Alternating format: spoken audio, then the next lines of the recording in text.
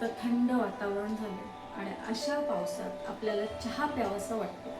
हा पण चहा मी तुम्हाला दाखवणार नाहीये, तर चहाला पर्याय काय आहे हे तुम्हाला दाखवणार आहे. तर त्यासाठी जे काय साहित्य लागतं ते आपण पाहूया. 1 वाटी धणे, धण्यानंतर लागणार आहे अर्धी वाटी जिरं आणि पाव वाटी बडीशेप. त्यासोबत इथं मी 6 हिरव्या वेलच्या घेतल्यात, 1 इंच दालचिनी, 5 लवंगा आणि जायफळ तुम्हाला घालायचं असेल तर घाला, पण ते अगदी थोडंसंच घालायचं आहे. मी इथे एवढा तुकडा दाखवते, पण तो तेवढा आपल्याला घालायचा नाही, अगदी किंचित घालायचं आहे.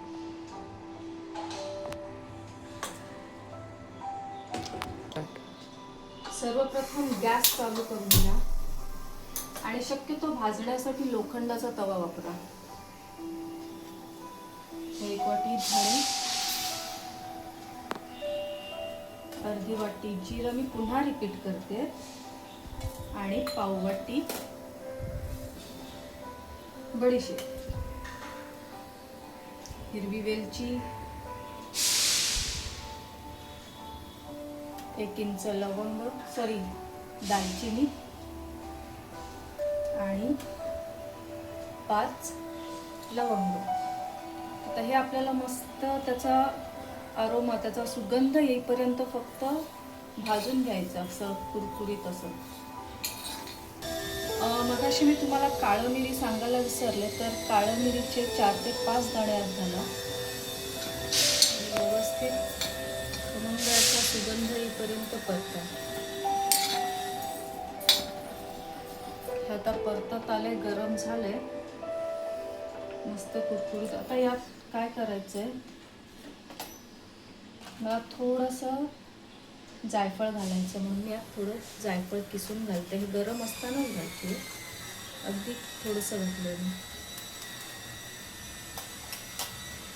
आणि 1 चमचाभर हळद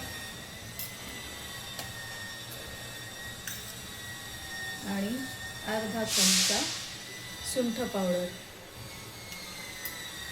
त्याचा उपयोग काय, आपल्याला एकतर जे जिन्नस आपण यात घातलेले आहेत ते आपलं पाचन तंत्रासाठी, जसं जिरं थंड आहे, जी लवंग किंवा हळद आणि जे सुंठ पावडर वगैरे, आणि आपल्याला कफासाठी उपयुक्त आहे. खोकला हे जो होतं त्यासाठी हे उपयुक्त आहे. आणि मस्त व्यवस्थित त्याचा छान सुगंध येतो. आता हे आपल्याला थंड करून घ्यायसाठी एका ताटात काढून घेऊ आपण आणि थंड करायला ठेवू. आता हे मस्त थंड झालंय, त्याला आपण वाटून घेऊ आणि याची चांगली बारीक पावडर करून घेऊ.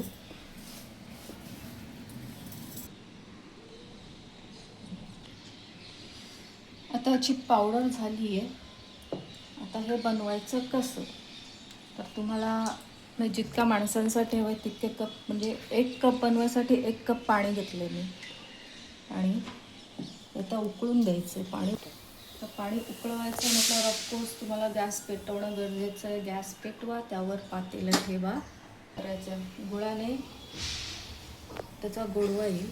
तर गूळ तुम्हाला किती हवा आहे, कमी गोड जास्त, ते तुमच्या हिशोबाने तुम्ही टाका. आणि जर तुम्हाला वाटत असेल की बाई मला गोड नाही आवडत, तर त्याऐवजी तुम्ही खडी साखर टाकू शकता. खडी साखरच टाकायची किंवा गूळ टाकायचा.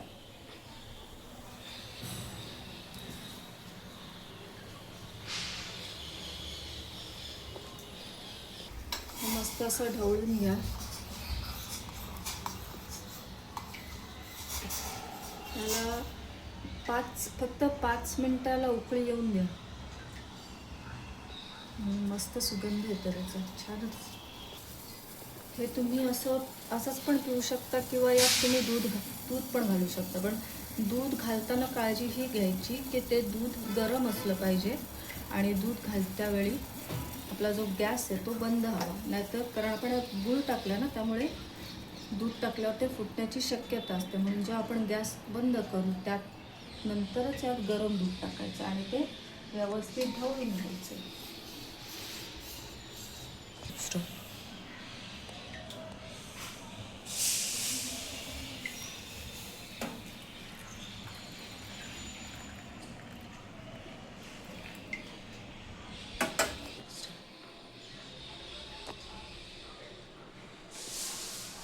छान वाटतं, मस्त त्याच्या सुगंधानेच मला मस्त फ्रेश वाटतंय. चव पण छान आहे.